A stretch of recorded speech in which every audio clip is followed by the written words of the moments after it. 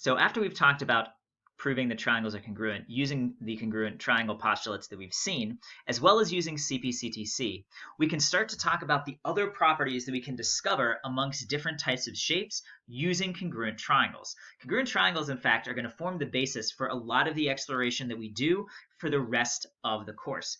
Well, congruent triangles and then similar triangles, which we'll see later on in Module 5. But this video is related specifically to something that we call the isosceles triangle theorem. So doing a quick review of isosceles triangles, an isosceles triangle is one in which two sides and exactly two sides are congruent. So the two triangles we have here are both isosceles triangles, not congruent to each other, obviously, but both of these triangles here have two congruent sides, marked with our familiar dashes to show that sides are congruent. Well, there's a little bit more as far as terminology that we have when it comes to congruent, or when it comes to isosceles triangles rather, and that relates to the angles of the triangle.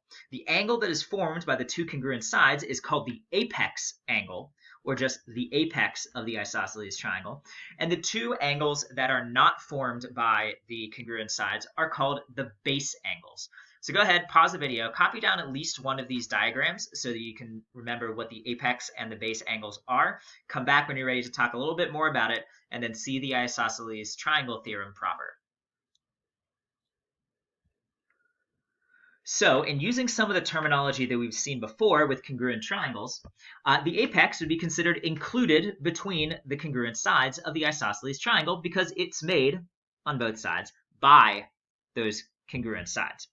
And the base angles, when we talk about the base angles relative to the sides of a isosceles triangle, we don't talk about the congruent side that creates the angle. We talk about the congruent side that does not create the angle. So we actually link the right-hand side here with the base angle on the left, because the two segments that create the base angle are not that congruent side. We also relate the congruent side on the left to the base angle on the right. And those are the two sides and angles that we connect together. We've talked about included sides and included angles. These are called opposite sides and angles. And this is something that is actually very easy to see in triangles because they are relatively simple shapes. A side on a triangle is made using two of the angles. It's included between two of the angles. Since there are three angles in a triangle, there is another angle there that is not used as a part of that creation. That's the opposite angle.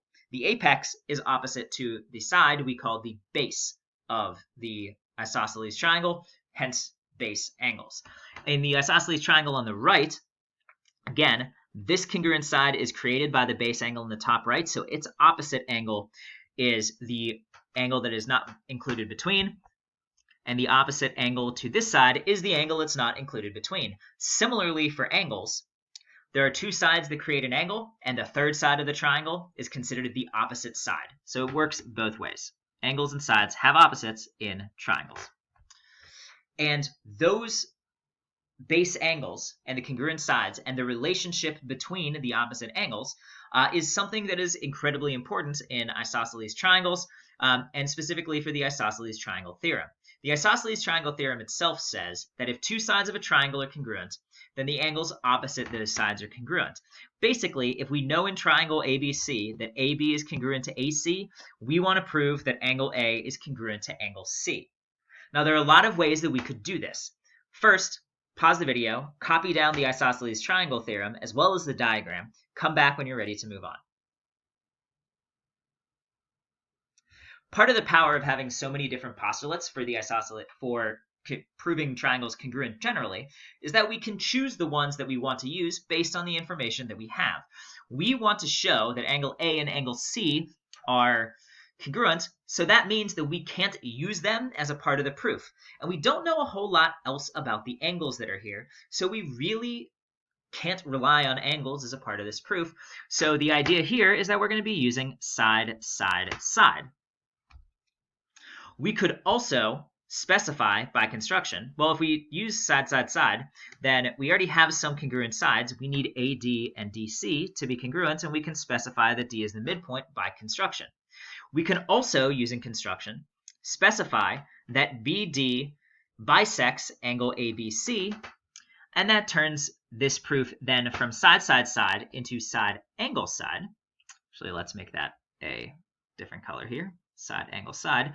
If our construction specifies that the angle is bisected. We can't do both at the same time.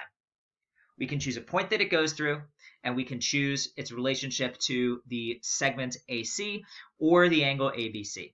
I'm actually not going to prove it for you here. You are going to prove this as a part of your proof exercises for the Isosceles triangle theorem, as well as special properties of triangles generally, so this part is going to be left up to you. What we are going to prove in this video is the converse of the isosceles triangle theorem, which is that if two angles in a triangle are congruent, then the sides opposite those angles are congruent. Basically, if we know that angle A is congruent to angle C, then segment AB is congruent to segment BC. Go ahead, pause the video, copy down the isosceles triangle theorem's converse. Come back when you are ready to see the proof. So now that we've talked about the isosceles triangle theorem and its converse, let's see the proof of the converse of the isosceles triangle theorem. So let's go ahead. We're going to shrink those a little bit to give us a little bit more space. So here we're going to construct a segment BD that has a particular property. Now, the reason why we're proving this one in the video is that there are very few properties that are going to make this something that we can prove using the postulates that we know, whereas the isosceles triangle theorem has more options. So, given our statements and our reasons, we are given that angle A is congruent to angle C. I'm not going to put that there for the sake of space, but that would be the first line. What we're going to do here is we're going to specify that BD bisects angle ABC. Therefore, angle ABD is congruent to angle CBD. That is by construction, meaning that we've added a segment to the diagram with a particular property. Great. Now we can see that we're going to try to prove that these two triangles, ABD and CBD, are congruent. It would be great if we knew that AB and BC were congruent, because then we could use ASA. But that's what we're trying to prove, so that's not what we can do here. We do know that BD and BD are congruent because they are shared sides, and that is the reflexive property.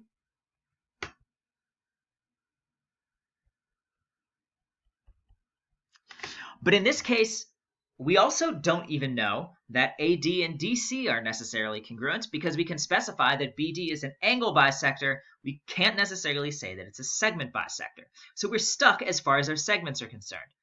Well, we have two angles and we have a side, but the side isn't included between the two angles. Luckily, triangles all have angles that add up to 180 degrees, which means that if two angles in a triangle are congruent, the third one must also be congruent. And that's something we haven't seen specifically yet, but let me write that down here.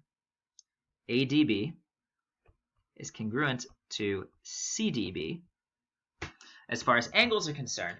And we haven't seen it specifically, but it should make a certain amount of intuitive sense. If all triangles have angles that add up to 180 degrees, and we know that two of the angles in one triangle are congruent to two of the angles in another triangle, well, then the third remaining angle must be congruent so that they can both add up to 180 degrees. And this is something that doesn't really have a name because it's such a basic corollary of the idea that angles or triangles have angles that add up to 180 degrees. I just call this third angle congruence. Only for triangles, and only if we know that the other two angles are the same. So now these two angles we know are the same. That finally gives us what we need using angle, side, angle to show that triangle ABD is congruent to triangle CBD by angle, side, angle. And then what we've wanted this entire time, AB congruent to BC. Why? Because corresponding parts of congruent triangles are congruent. So that's the proof of the converse of the isosceles triangle theorem. We're going to have one last slide where you're going to do some practice calculating missing values using the isosceles triangle theorem. Remember that if two angles are congruent, the sides opposite those angles are congruent. And if two sides are congruent, the angles opposite those two sides are congruent. Let's go ahead, pause the video, find the missing values for z in the left-hand problem and x and y in the right-hand problem. Come back when you're ready to see the answers and wrap up. Well, in the problem over here on the left, we know that two angles are congruent, so the sides opposite those angles are congruent. Again, this is specifically to triangles, so we know that 2z minus 15 is equal to 9. We can add 15 to both sides to get 2z is equal to 24, and therefore z is equal to 12. In the triangle on the right, we have two sides that are congruent, so we know that the two angles opposite those sides are congruent, so 4x minus 2 is the same as 62. Add 2 to both sides to get 4x is equal to 64 and x is equal to 16. Now in terms of finding y, we have to rely on the fact that 62 and 4x minus 2 are the same. So not only is the left-hand base angle 62, the right-hand base angle is 62, and now we just use the property of triangles that they have 180 total degrees in their angles to calculate y. Together, the two 62-degree angles make up a total of 124. Which means subtracting that from 180 gives us that angle y must therefore have a measure of 56 degrees because 56 plus 124 is 180. So again, for the isosceles triangle theorem, it says that if two sides are congruent, then the angles opposite those sides are congruent. And the converse says if two angles in a triangle are congruent, then the sides opposite those angles are congruent. Again, specific to triangles, only relevant to triangles. If there are more sides or more angles in a figure, we can't necessarily say this.